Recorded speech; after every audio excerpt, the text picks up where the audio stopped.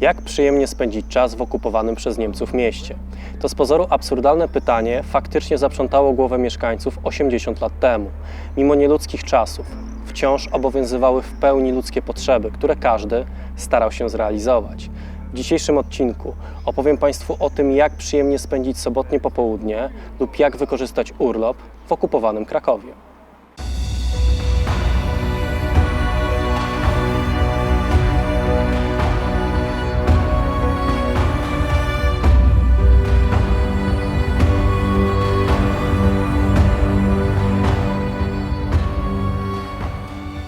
Partnerem niniejszego cyklu, codzienne sprawy w niezwykłym czasie, jest Centrum Serenada.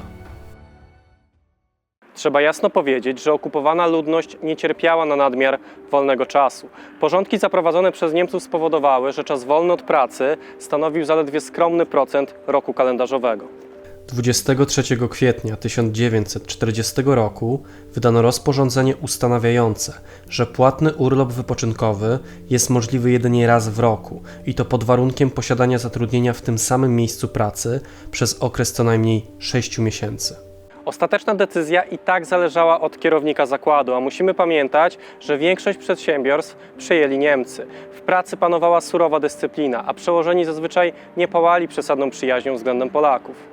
Pewien wyjątek ustanowiono dla ciężko pracujących lub wymagających dłuższego urlopu ze względu na stan zdrowia. Otrzymali oni 3 dodatkowe dni, a jeśli liczyli ponad 40 lat, ich urlop wydłużano o dni 6. W napiętym harmonogramie okupacyjnym pewną pociechę stanowiły niedziele oraz święta kościelne. Święta II Rzeczypospolitej zostały oczywiście zniesione, a te związane z generalnym gubernatorstwem, jak na przykład wybuch wojny czy urodziny Fürera, były celebrowane jedynie przez Niemców. W skład wspomnianych świąt wchodziły Nowy Rok, Trzech Króli, Poniedziałek Wielkanocny, Wniebowstąpienie Pańskie, Poniedziałek Zielonych Świątek, Boże Ciało, Wszystkich Świętych oraz 2 dni Bożego Narodzenia.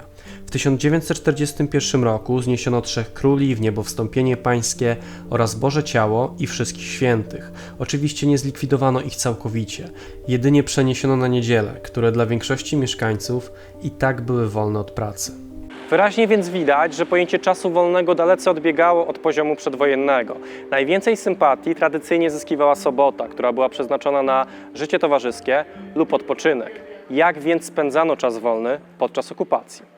Najczęstszą formę odpoczynku stanowiły spacery. Tradycyjnie dla Krakowa największą popularnością cieszyły się planty. Wraz z Niemcami pojawiły się co prawda ławki z groźnymi napisami Nur für Deutsche, jednakże w obliczu odebrania Polakom miejsc takich jak Park Jordana, Park Krakowski czy przede wszystkim Wawel, planty dawały mieszkańcom chociaż namiastkę przedwojennej atmosfery miasta. Na plantach spotykali się wszyscy. Niemcy, Polacy, starzy, młodzi, a nawet Żydzi, którym zezwolono na przebywanie na odcinku plant od strony ulicy Świętej Gertrudy, a stąd już bardzo blisko do bulwarów wiślanych, równie chętnie odwiedzanych przez mieszkańców miasta. Tam też zażywano kąpieli, na które okupacyjne władze wyznaczyły specjalne miejsca. Nadwiślańskie plaże, mimo częstych łapanek w tych miejscach, regularnie przyciągały tłumy, szczególnie podczas upałów. I tu więc groza okupacji nie potrafiła zniwelować potrzeb, które tak doskonale znamy z czasów obecnych. Plenery wykorzystywano również zimą, aby jeździć na sankach, najchętniej z Kopca Kościuszki lub w Lasku Wolskim.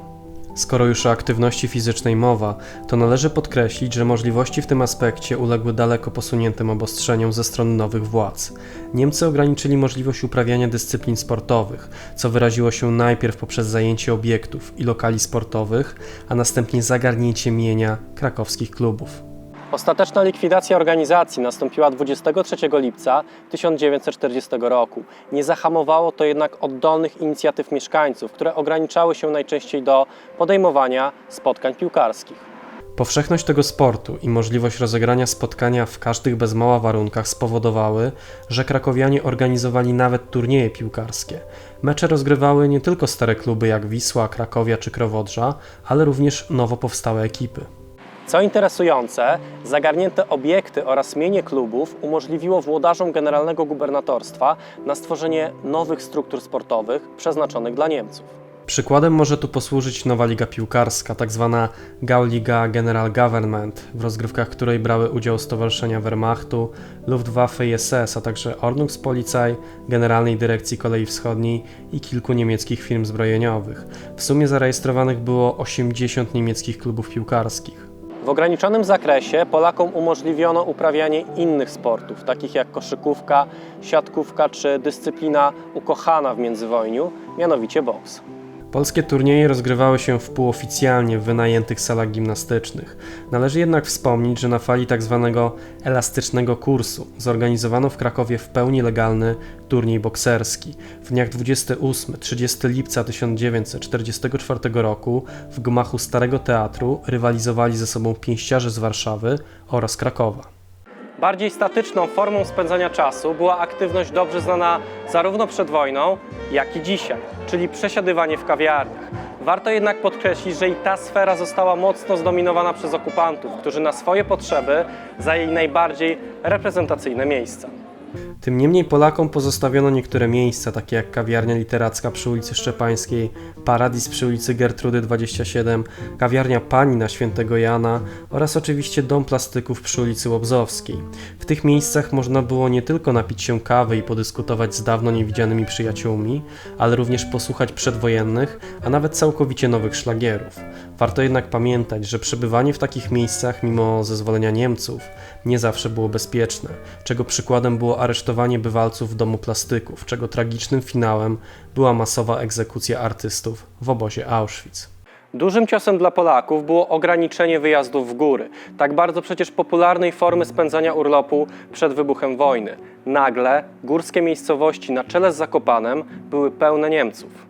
23 lutego 1940 roku szef dystryktu krakowskiego Otto Wächter ogłosił południową część powiatu nowotarskiego obszarem zamkniętym. Aby się doń dostać, należało uzyskać zgodę od niemieckich władz. Uzyskanie zgody wiązało się z poniesieniem kosztów. Zgoda na pobyt 3-dniowy wynosiła maksymalnie 10 zł, jednakże dłuższe pozostawanie w górach osiągało nawet cenę 1000 zł. Góry jednak rekompensowały każdą kwotę. W licznych wspomnieniach możemy przeczytać, że pobyt dawał ukojenie i pozwalał zapomnieć o wojnie i okupacyjnym terrorze. Należy pamiętać, że w zasadzie każdy wyjazd za miasto był bardzo trudny w realizacji. Należało mieć solidne poświadczenie, aby nie wzbudzić podejrzliwości niemieckich żandarmów. Ze zrozumiałych względów niemożliwe były wyjazdy za granicę. Pozostawały więc mimo wszystko wyjazdy do miast w granicach generalnego gubernatorstwa. Dość charakterystycznym dla okresu okupacji celem podróży była Warszawa, która dzisiaj kojarzy się raczej z miastem, z którego się wyjeżdża, aby odpocząć. Przedwojenna stolica dawała jednak, podobnie jak dzisiaj, duże poczucie anonimowości, z którego korzystał każdy, na czele z działaczami konspiracyjnymi. Warszawa pozostawała bardzo polska, w przeciwieństwie do Krakowa, który stawał się coraz bardziej niemiecki. Ponad 4-krotnie większa liczebnie Warszawa była zdecydowanie trudniejsza w germanizacji. Określano ją mianem azjatyckiego miasta i dżungli polskości, z czym okupanci nie byli w stanie się uporać. Paradoksalnie to właśnie w Warszawie Polacy byli w stanie odpocząć i odbudować siły przed powrotem do swoich rodzinnych miast. Gdy nie podróżowano, a godzina policyjna skutecznie zawężała czas na aktywność zewnętrzną, preferowano zajęcia domowe. Podczas okupacji można odnotować bardzo wysoki wzrost czytelnictwa i to niezależnie od klasy społecznej. Jedni traktowali czytelnictwo jako zabicie czasu, drudzy jako zwykłą rozrywkę, a niektórym przyświecały zupełnie inne motywy, takie jak nadrobienie zaległości sprzed wojny. Nie każdy jednak posiadał pokaźną bibliotekę. W początkowym okresie okupacji korzystano najczęściej z różnych wypożyczalni wchodzących w skład instytucji naukowych. Jednakże w lipcu 1940 roku Niemcy rozwiązali przedwojenne związki i stowarzyszenia, czego skutkiem była likwidacja około 80% krakowskich bibliotek. Zrodziło to prywatne i płatne wypożyczalnie książek. O popularności takich miejsc świadczy wspomnienie jednej z pracownic, która pisała, że w późnych godzinach popołudniowych, kiedy otwieraliśmy wypożyczalnię, zwykle na korytarzu czekała na nas już grupka ludzi dorosłych i dzieciarnia. Mimo że pracowaliśmy w trójkę, w czasie godzin, kiedy wypożyczalnia była czynna, mieliśmy zawsze pełne ręce roboty. Nie będzie zaskoczeniem, że największą popularnością cieszyła się szeroko pojęta beletrystyka. Ludzie za wszelką cenę chcieli uciec od szarej, wojennej rzeczywistości. Czytali więc sensacje, romanse, ale również kryminały. Dostęp do książek naukowych był zdecydowanie trudniejszy. Co prawda niektórzy profesorowie prowadzili własne wypożyczalnie, ale wymiana odbywała się raczej w hermetycznym gronie osób dobrze sobie znanych. Uprawianie typowo naukowego czytelnictwa było możliwe jedynie dla Niemców, którzy zajęli na swoje potrzeby krakowskie instytucje biblioteczne, na czele z gmachem Biblioteki Jagiellońskiej, w której ulokowali Staatsbibliothek, czyli Bibliotekę Państwową Generalnego Gubernatorstwa. Jeśli mowa o bardziej zaawansowanych formach aktywności w czasie wolnym, to należy jasno podkreślić, że wszystkie jej przejawy były kontrolowane przez okupanta. Podobnie jak w przypadku edukacji, dla Polaków w zakresie kultury były przeznaczone jak najbardziej prymitywne formy spędzania czasu.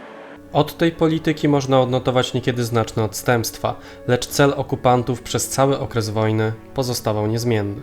Najlepszym tego przykładem było zajęcie niemal wszystkich bibliotek, szkół muzycznych, wydawnictw oraz kluczowych instytucji, które następnie zaadaptowano na potrzeby okupantów.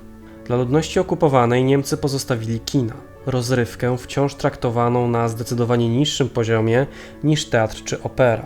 Już 13 września 1939 roku uruchomiono w Krakowie kina Uciecha, Apollo, a następnie Atlantic, Stella, Sztuka, Wanda, Adria, Muzeum i Promień.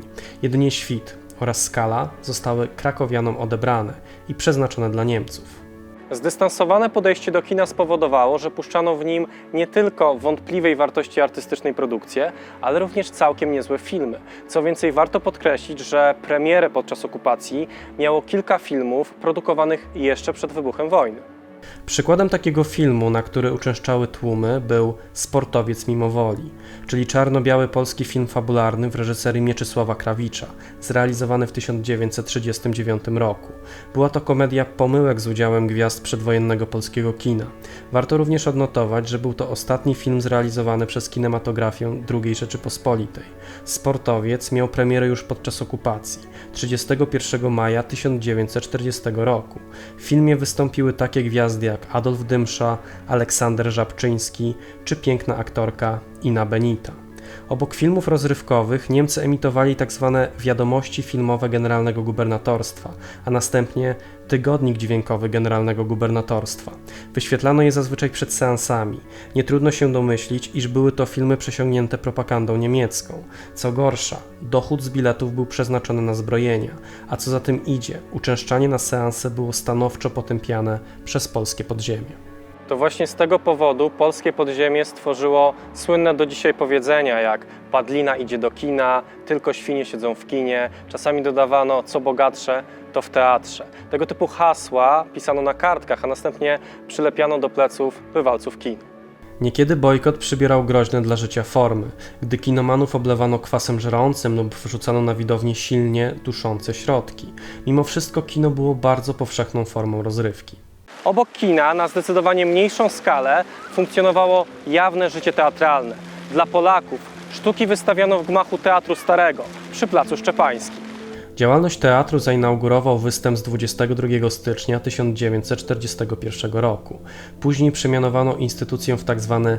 Teatr Powszechny, w którym wystawiano sztuki o dużo większym ładunku artystycznym niż w pierwszych latach okupacji. Obok teatrów jawnych, akceptowanych przez okupanta, funkcjonowały również teatry podziemne. Jednak dostęp do nich był mocno ograniczony. Nie każdy w ogóle wiedział o ich istnieniu, czego wymagały zasady konspiracji. Obcowanie ze sztuką najwyższą w muzeach i galeriach sztuki zostało niemal całkowicie uniemożliwione. Dotychczasowe ekspozycje były zastępowane wystawami czysto propagandowymi, które nie niosły za sobą żadnej wartości, a z dzisiejszej perspektywy były wręcz odrażające. O ile podczas prezentacji zdobytego sprzętu Niemcy ukazywali rzeczy całkiem interesujące, jak na przykład alianckie samoloty, o tyle pozostałe wystawy najczęściej dotyczyły segregacji rasowej i ukazywania Żydów jako przyczyny wszelkich chorób. Gazety odnotowywały rekordową frekwencję, która w rzeczywistości była zawyżana, a zachowane relacje przekazują opinie jak najbardziej krytyczne. Każda reguła posiada jednak wyjątki, a ten, który wydarzył się w Krakowie, zasługuje na osobne omówienie. Otóż w 1944 roku w gmachu Sukienic Niemcy zorganizowali wydarzenie, które zelektryzowało większą część Krakowia. Zorganizowano tu bowiem wystawę sztuki japońskiej, którą odwiedzić mogli również Polacy. Było to o tyle sensowne z punktu widzenia Niemców, że Japonia była sojusznikiem Rzeszy, a eksponaty znajdowały się pod ręką. Wykorzystano bowiem kolekcję Feliksa Jasińskiego, podarowaną Muzeum Narodowemu przez kolekcjonera w 1926 roku. Ekspozycję odwiedzili nie tylko znawcy sztuki, ale również kilkunastoletni Andrzej Wajda. Przyszły reżyser swoją wizytę na tej wystawie wspominał w następujący sposób. W czasie okupacji, którą spędziłem w Krakowie, musiałem się ukrywać, bo miałem bardzo słabe papiery, ale jeden raz wybrałem się do miasta, kiedy dowiedziałem się, że w Sukiennicach jest wystawa sztuki japońskiej. Nie wiedziałem, skąd te zbiory pochodzą, kto je tutaj w Krakowie zgromadził. Japonia była sprzymierzeńcem Niemców w czasie wojny i generalny gubernator Frank, który urzędował na Wawelu, postanowił zrobić wystawę ku czci Japonii i właśnie wykorzystał te zbiory. Zaryzykowałem i jakoś przemknąłem się tam do tych sukiennic i rzeczywiście muszę powiedzieć, że to była przygoda zupełnie niesamowita. Do dzisiejszego dnia pamiętam tę wystawę ze wszystkimi szczegółami. Dla Wajdy było to nie tylko pierwsze zetknięcie ze sztuką japońską, ale w ogóle ze sztuką jako taką. Nie sposób nie dostrzec wagi tego wydarzenia. Wszak kilkadziesiąt lat po wojnie w Krakowie powstało Muzeum Sztuki i Techniki Japońskiej Manga, której fundatorem był właśnie wybitny reżyser. Nie wolno zapomnieć o jeszcze jednej, raczej pośredniej formie rozrywki, którą był hazard. Co prawda w Krakowie dla Polaków nie funkcjonowało kasyno z prawdziwego zdarzenia, jednakże dla Niemców było ich aż w nadmiarze. W obliczu tego niedostatku krakowianie najczęściej jeździli do wspomnianej wcześniej Warszawy. Dla mniej zamożnych przeznaczono loterie liczbowe, które mimo krytyki podziemia przyciągały tłumy. Mimo wielu ograniczeń, jakie stworzyła niemiecka okupacja, ludzie byli w stanie znaleźć sposób i pomysł na to, aby spędzić czas wolny. Robili to mniej lub bardziej aktywnie, mniej lub bardziej twórczo, ale mimo wszystko nie dali odebrać sobie tych prostych przyjemności, jakimi jest spacer, lektura ukochanej książki czy spotkanie z najbliższymi. Dziękuję Państwu za uwagę i do zobaczenia w kolejnym odcinku. Dziękujemy wszystkim naszym patronom za wsparcie. W dzisiejszym odcinku pragniemy serdecznie pozdrowić panów Rudolfa Miczkę, Michała Sapkę i Adriana Martynowicza. Ty również możesz mieć wpływ na tworzone przez nas materiały. Dołącz do nas już dziś na platformie Patronite.